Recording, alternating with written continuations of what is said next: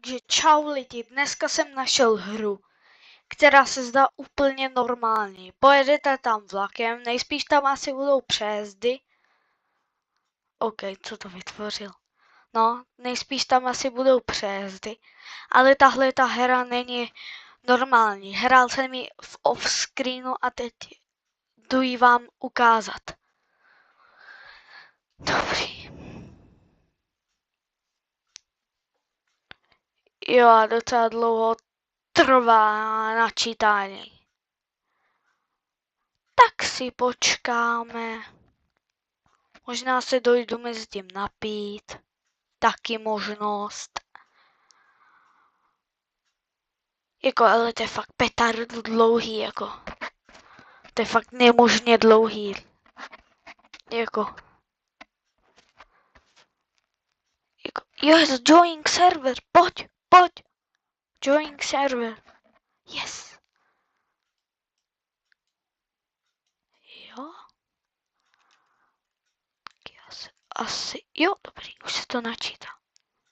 Co se děje? Jo, dobrý.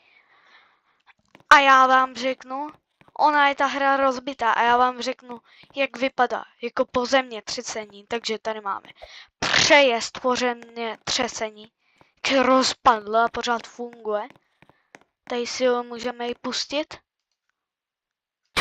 No tak, jo, hele. Jo, no tak. Hele. Tady prostě, wow, přejezd, no vidíte, rozpadlej přejezd.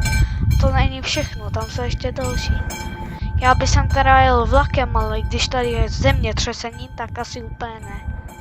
Jo, pak tady začnou třeba, jo, ten barák, ten je hustý. Vidíš, to fakt vypadá jako po zemětřesení, tohle. Jako, je to hodně sus, no. Jako prostě.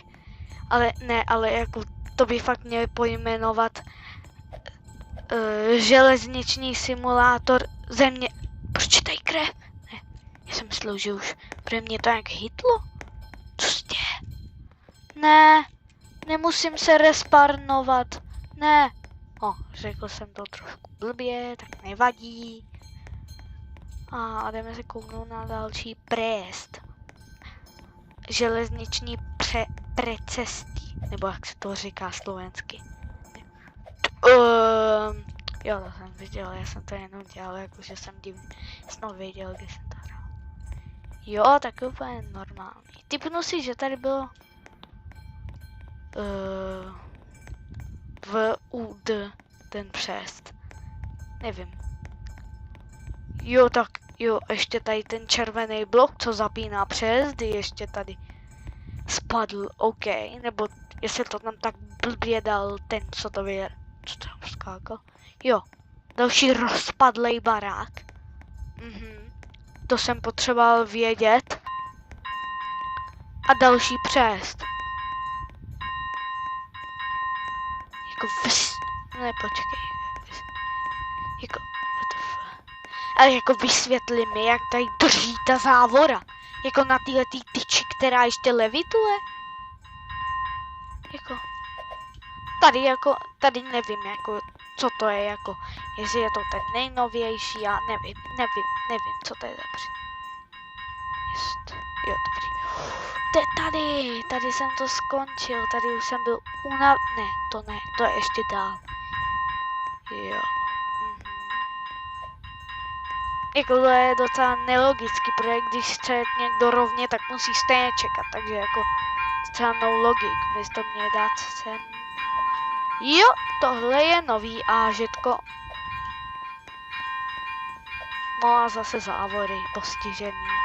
Ukáž mrtví lidi. Jasně, proč ne? Proč tady... Co to je? Kam? Co to je? Jo, tady jsem ani nešel. Jo, tady... Mám prostě to. No. Přechod. Teda most. Další věc v dálce. Co to asi tak bude? Máte řev. Jako takhle přejezdy nejsou tak nahlas.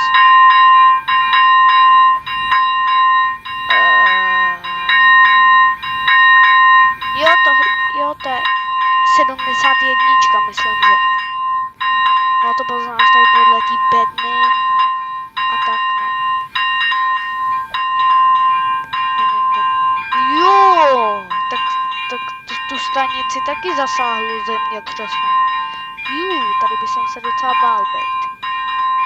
Jo, to je o co jsem vám tajil. Teď nevím, jestli jsem vám to tajil nebo ne na začátku videa, ale ten ještě to začalo hořet, protože tady byla benzínka a ona byla tak to už si nepamatuju, tak mi se normálně odchlípla, to musíme zeď, tady se normálně, to musíme zalepit Herkulesem.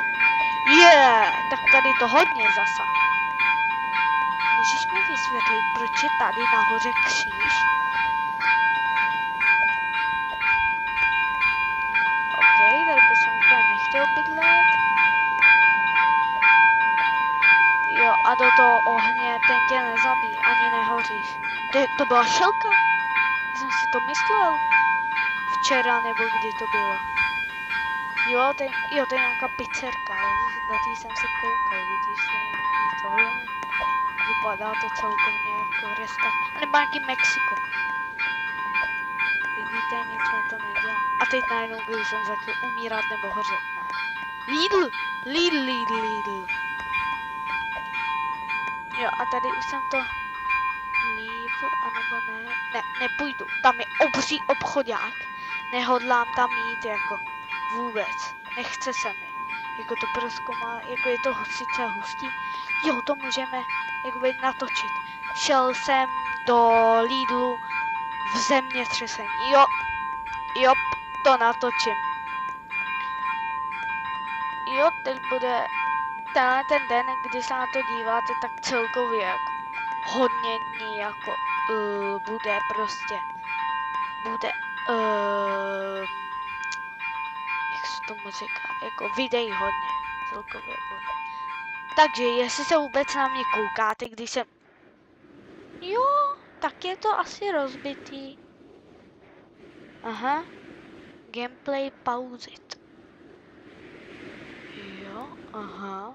Rozumím. Jo. Tak já se... Ne, na můj skin hezky není vidět. Jo, a tam je normální úsměv, vidíte to? V tom ten má masku úplně normální, klasický bacon. Novej úsměv tam je. A jako... Já se asi s tím letím můžu rozloučit. Jo, ta hra je fakt rozbitá. Tak čau.